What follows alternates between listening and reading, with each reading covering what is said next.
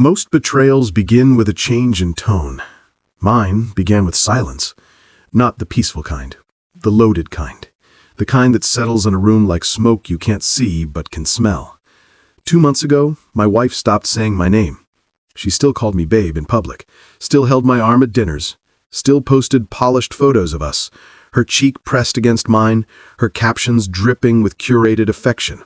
But behind closed doors, my name never left her lips, not once. That was enough to open the first crack in the facade of our 6-year marriage. But the nail in the coffin came on a night when she thought I was asleep. She stood in the hallway, whispering on the phone. "No, not yet," she said. "He can't know anything. Not until everything is finished." A pause. "No, the accounts will be accessible after he signs. And trust me, he will sign. I've already started planting the seeds." Seeds? Who talks about their marriage like that? Someone who's gardening their exit. Someone who expects to harvest something valuable. Someone planning a divorce. My stomach tightened, but I kept my breathing even, pretending to sleep, letting her think she was still safe inside her web. But inside, the gears were already turning. I built my company from the ground up. I knew how to sniff out a hostile takeover. And this was exactly that. Worse. This was a takeover from the person I shared a bed with. And I wasn't about to let my own wife orchestrate my downfall. Before I share my story, I want to know if you're here with me. Just say listening in the comments or tell me where you're watching from. Sometimes even the smallest connection can make a story feel heard. Thank you. And now, here's my story. For the next week, I watched her. Not obsessively, just strategically. Every morning, she dressed sharper than usual. Every evening, she came home smelling like a different perfume. Every night, she slept facing the wall instead of facing me. She wasn't cheating, I could tell. This wasn't the scent of another man. This was the scent of anticipation, of someone preparing for a future you weren't invited into. A future she was building quietly. A future funded by me. When we married, I was the one who insisted on shared accounts, merged finances, joint investments, things couples in love do. She had insisted on nothing. Let me sign everything. Let me believe the story of us was real. But now, she was getting ready to weaponize every signature I ever gave her. And she thought I wouldn't notice. She thought she was smarter. The day everything started to crystallize was a Tuesday. Ordinary, uneventful, bland. The type of day that doesn't expect to hold life-altering revelations. At 11:37 a.m., she texted me. "Let's have dinner tonight, at the new Italian place." Unprompted, unusual, unwifelike. She hated spontaneous dinners. She liked plans, control. But lately, she'd been acting like a woman trying too hard to maintain a facade. I played along. "Sure, babe, pick a time." 7:30. Don't be late. Heart. The heart emoji was the final tell. She only used emojis when she was trying to hide something. Dinner was pleasant. Too pleasant. She asked about my week. She complimented my suit. She laughed at jokes I didn't think were funny. Then she brought up the topic she'd been leading me toward all night. "I've been thinking," she said, swirling her wine. "Maybe we should invest more heavily in the new rental property portfolio, the one under the joint name." My mind sharpened like a blade. She wanted me to funnel more assets into the joint pool. More leverage for her, more control. I said, "Maybe," casually. "Let me think on it." Her smile flickered. She wasn't used to resistance. 2 nights later, she came home late. Her makeup smudged, stressed, frantic, pacing. I kept my voice neutral. "Long day?" "Just stuff." She didn't meet my eyes. "Legal stuff." Ah, there it was. The slip. She froze for half a second, too long for it to be innocent. "What kind of legal stuff?" I asked gently. "Oh, just contract filings." Lie. Weak lie. I didn't push. I didn't raise suspicion. But when she went to bed, I went to my office. I opened my laptop, logged onto our joint financial dashboard, and discovered that she had begun quietly transferring assets, small amounts, Strategic amounts. Amounts disguised as household expenses, insurance premiums, miscellaneous fees. She was liquidating. Not to steal outright, but to weaken me, to trap me financially before filing. I sat back in my chair, breathing slowly.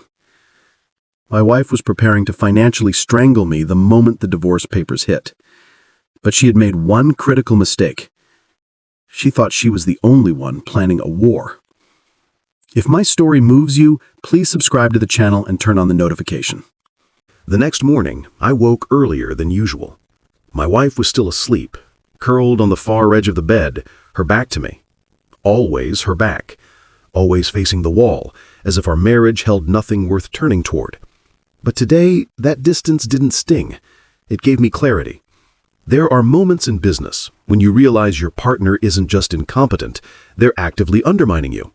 Those moments don't call for confrontation. They call for repositioning. I slipped into my home office and opened a secured drive, one she didn't know existed. Inside it were backup copies of every asset, documentation on every business account, proof of all properties owned prior to marriage, and most importantly, a blueprint for dissolving assets without triggering shared marital interest.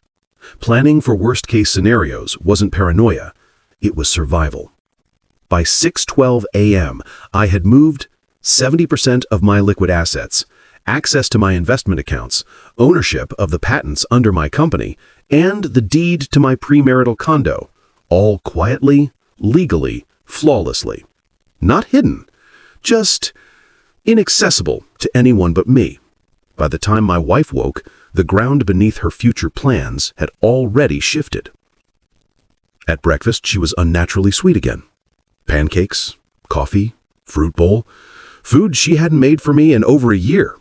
"Thought you'd like a treat," she said, with a smile that didn't reach her eyes. "Smells great," I lied. "What's the occasion?" "No occasion," she shrugged lightly. "I just want us to reconnect." That was the second mistake she didn't know she was making. People planning betrayal often overcompensate. They become actors in their own homes, performing affection to mask calculation. But in doing so, their tells become visible. The shaking hand when she handed me the plate, the way she avoided eye contact when mentioning upcoming plans, the forced laughter at breakfast. She was nervous. She had a deadline. Someone was pushing her to file. The question was, who and why? I decided it was time to gather intel. At 10:15 a.m., she left the house, claiming she had a spa day. She hadn't booked any spa appointments. She didn't even have her spa tote. Within 3 minutes of her car pulling out, I logged into the GPS tracking my security system automatically synced to each of our vehicles. Her route? Not to a spa, but to a law office downtown. Lighton, Doss, and Sharp, family law specialists. Top-tier divorce attorneys. Expensive, aggressive, predatory. Perfect for someone planning a financial ambush. I watched her dot blink across the city map until she parked. She stayed inside for an hour and 17 minutes. She wasn't thinking about divorce. She was finalizing it. I felt something cold settle inside me. Not fear, not anger. Focus. Pure, calculated focus. If she wanted war, I would give her a battlefield she wasn't prepared for. When she returned home, she acted normal, cheerful even. But at 3:04 p.m., she stepped onto the back porch and made another call, thinking I was in my office. She didn't know the outdoor cameras recorded audio. "Yes, he's calm. No, he's not suspicious. I asked him about the investment again, but he didn't give a clear answer." Silence. I know, but the lawyer said we need him to sign one more authorization, the rental portfolio paperwork. Once he signs that, we can start the filing process." Another silence. Then she said something that froze my blood and heated it at the same time. "Yes, I'm sure he'll sign. He trusts me. He's too soft to fight back." Soft. That was the moment something in me finally snapped. Not loudly, not violently, quietly, with precision.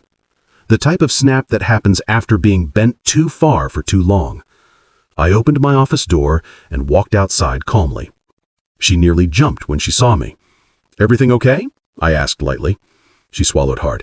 "Oh, yeah, just talking to my sister." Lie. "And listen, I was thinking we could go over those investment papers tonight, just to stay ahead of things, you know?" "Of course," I said gently.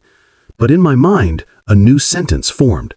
Cold, controlled, and final. You just declared war on the wrong man. That evening, she brought out the documents.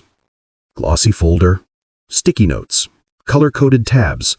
She'd prepared this like it was a pitch for investors. "This won't take long. Just sign here and here. These are just standard authorizations." I flipped through them slowly. Standard? No. Buried in the pages was a clause giving her full management control over our joint rental properties. Hidden within that was a secondary provision allowing her to liquidate or transfer any marital assets required for portfolio stabilization. In other words, she could take everything. Everything. And she expected me to sign it, in my own living room on a casual Tuesday night under the illusion of marital teamwork. I looked up at her. Her smile was tight. Her fingers trembled. Her eyes flicked to the signature line repeatedly.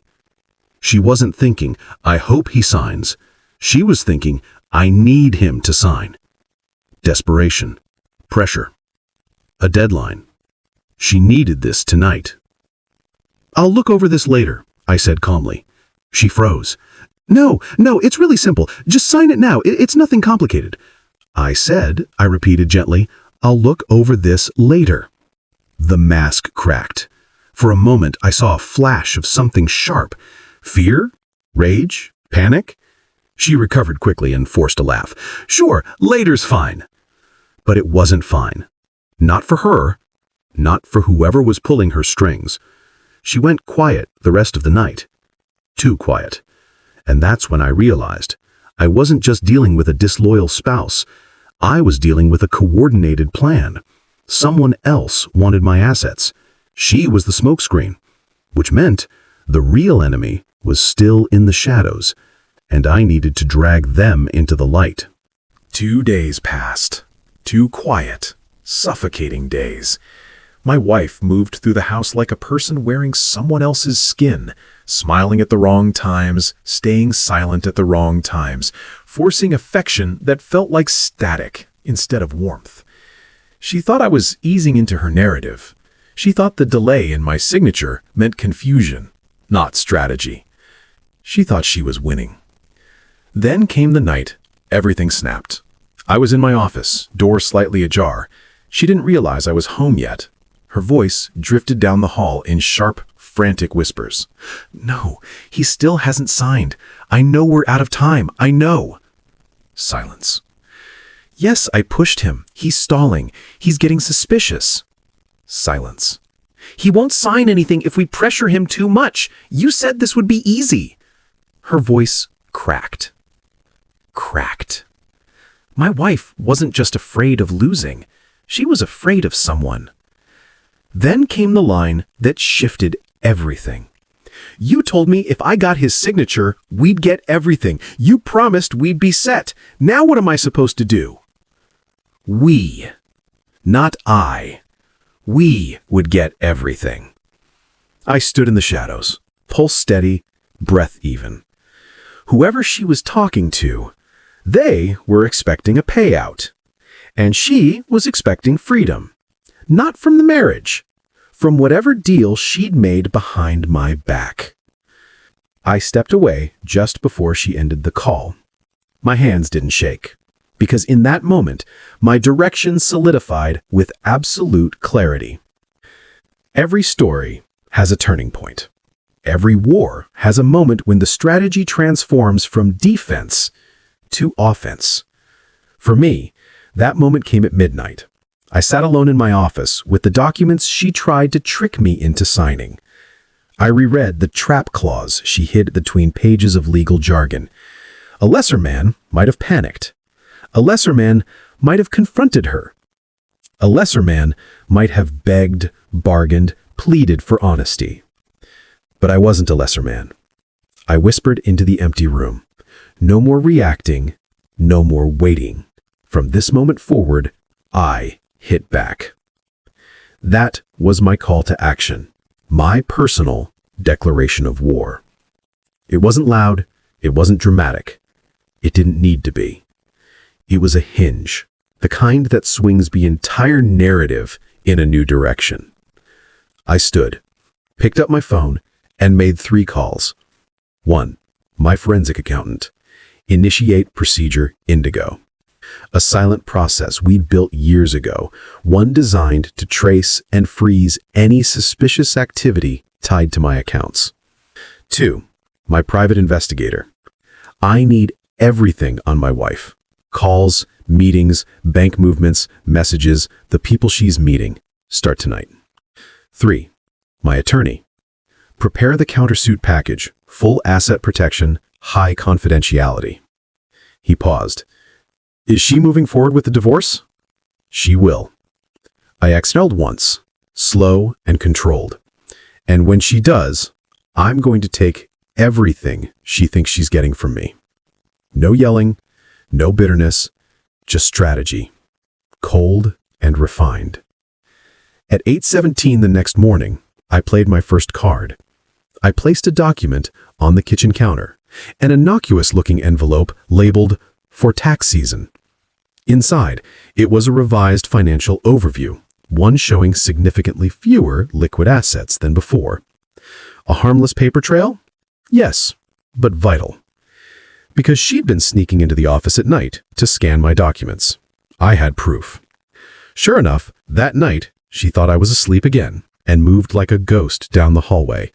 My camera caught her opening the envelope, pulling out the papers and snapping photos on her phone. I watched from my office camera feed as her face went pale, confused, scared. She scrolled through the fake figures again, and again, and again. Only one conclusion would form in her mind. The money was gone. The money she needed. The money she was promised. The money she was trying to steal through divorce. She stumbled back, gripping the counter. Then she whispered, "Oh God. Oh God, no. What do I tell him now?" Who? The ghost partner. The person she was in this with. The manipulator behind her betrayal. I smiled without smiling. Panic was the first crack. But I wasn't done. Not even close. The next morning, she stared at me. Not the fake wife stare she'd perfected. No. She stared at me like a person drowning stares at a lifeboat. Timid, uncertain, terrified. "Hey," she said quietly, You look tired." I slept fine. I sipped my coffee. "Are you..." She paused. "Are things okay? With work? With money?" Interesting. She was probing. Fishing. Scared to ask directly if I had moved the assets. "Everything's fine," I said calmly. I watched her throat bob as she swallowed. She smiled shakily. Good. Then she leaned in and tried to kiss me. A move she hadn't attempted in weeks. Desperation in human form. I let her, because it told me everything I needed to know. She was losing control, and I had just begun tightening the net. In the afternoon, my private investigator called.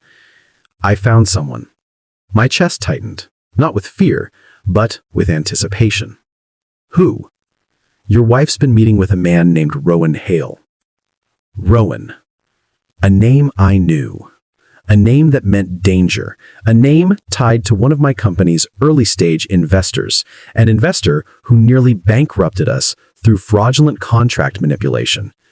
A man who believed I owed him. A man who had threatened retaliation when I shut him out. Is he the one who pressured her? More than pressured. He promised her a percentage of your assets if she helped him destabilize your holdings before the divorce. He wants you financially crippled, and she's in deep. I closed my eyes for a brief second, not because I was overwhelmed, but because the chessboard was now fully revealed. Rowan Hale, my old enemy, had weaponized my wife against me, and she had let him. The full picture was brutal. She hadn't planned this alone. She wasn't trying to leave me for love or freedom. She was being used as a pawn to destroy me financially. And like a fool, she believed Rowan would reward her. That was her fatal flaw. Not the betrayal, the ignorance, the stupidity of trusting a snake. I sat back in my chair, hands steepled beneath my chin. The war was no longer about saving assets. It was about dismantling the alliance between her and the man who tried to ruin me once before. I whispered to the empty room, "Time to pick them apart." Here love ends, calculation begins, and revenge sharpens. The moment the accountant left, the house fell into a suffocating silence. My wife stood in the living room, frozen, spine stiff, fingers trembling so slightly only someone who knew her as well as I did could see it. Then she exploded. "What did you do?" she shouted. "What did you do, Daniel?" I didn't raise my voice. I didn't move. Something I should have done the moment you decided I was disposable. She blinked at the word. Disposable. For the first time, the mask slipped. "You think I planned this," she snarled. "You think I wanted this. You pushed me here." "No," I said quietly. "You just got greedy." Her lip curled. "You were never supposed to see anything. You always made everything so difficult. You couldn't just be blind the way I needed you to be." There it was. Truth. Bare and ugly. She wasn't sorry she betrayed me. She was sorry I caught her. "Do you have any idea what you've done to my future?" she hissed. I stared at her with something colder than anger. I protected mine. She threw her purse across the room, hitting the couch with a thud. Her breathing was ragged, her eyes feral. "That's not how this ends," she whispered. "I'll fix this. You won't get away with this little stunt." I stepped closer. "You're not listening," I murmured. "It's already over." "You think you won," her voice cracked. "This isn't the end. It's a minor setback." "A setback you caused, and one you can't undo." The truth settled on her like a weight she wasn't strong enough to lift. She stormed out of the room, slamming the bedroom door hard enough to rattle the frame. And for the first time in months, I slept soundly. She didn't come out of the bedroom until late morning. When she did, she was quiet, cold, controlled. Her voice carried none of last night's fire, only carefully measured calculation.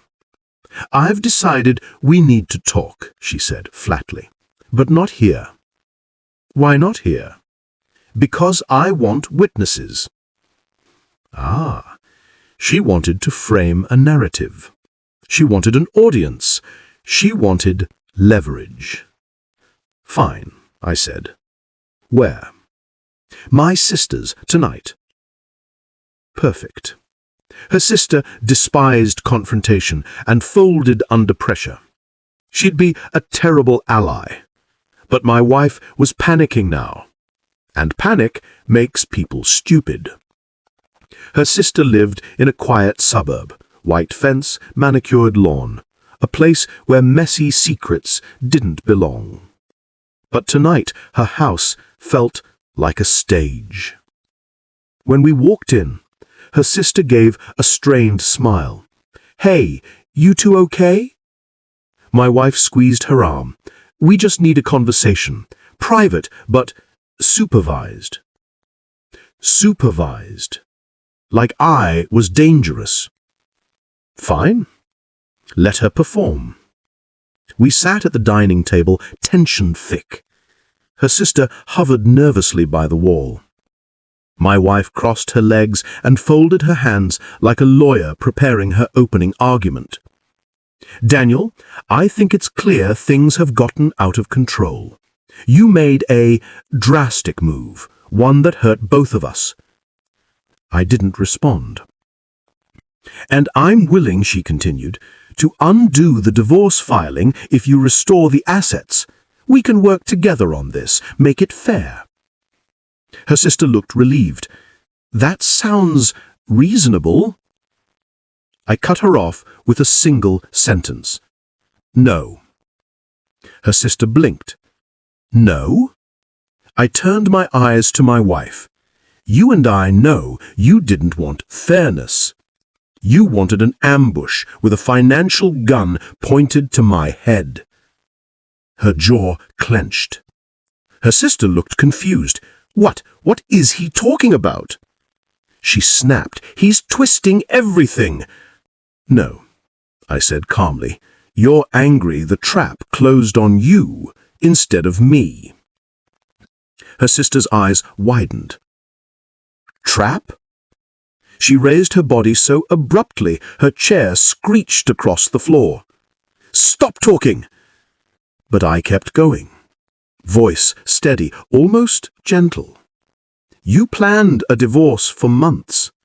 You hid meetings with a lawyer. You transferred money. You staged emotional distance so you could claim abandonment. And the minute the accountant exposed your plan, you backtracked. Her sister covered her face. No, you didn't, she whispered to her wife. My wife's eyes filled with fury. Not shame. Rage. At me. At being exposed. At losing. You destroyed everything, she screamed at me. No, I said again. I prevented you from destroying everything. She rushed toward me, hands shaking, as if she wanted to physically tear the words out of my throat. But her sister stepped between us, horrified. I think you need to leave, she said, not to me, but to her. Me? You lied to me, she whispered. You dragged me into this. You used me. Get out. The rejection hit her harder than any words I'd said. She stormed out of the house, slamming the door behind her. The house vibrated with the aftershock. If you've ever been betrayed, pay close attention. Her sister sat down slowly, looking overwhelmed. Daniel, tell me everything. So I did. Not with bitterness, not with malice, with precision. Because this moment wasn't just healing, it was a warning. A call to action for anyone who's ever felt something off in their relationship. I told her sister, when you feel the shift, the silence, the strange behavior, don't ignore it. Don't gaslight yourself. Don't excuse the whispers you hear at night, or the secrets hidden behind passwords, or the sudden sweetness that feels rehearsed. Pay attention. Investigate. Protect yourself. Because betrayal doesn't start big. It starts quiet. Her sister listened, pale and shaken, as I spoke. And in that moment, she understood something important. I wasn't seeking revenge. I was seeking survival. And now, I was winning. When I returned home, I expected silence. Instead, I found her sitting at the kitchen counter, eyes red, face blotchy, breathing uneven. But there was something new in her expression. Not rage, not guilt. Fear. Real fear. What did you tell her? She whispered. The truth. She flinched like the word hurt. Daniel, please, don't do this. Do what? Don't turn everyone against me. I stared at her. You did that yourself. She covered her face with her hands, trembling. I didn't think you'd fight back, she sobbed. There it was. The real confession. She didn't expect me to protect myself. She didn't expect consequences. She expected compliance, weakness, obeying. She married a man she thought she could outmaneuver. She forgot I built my life on strategy.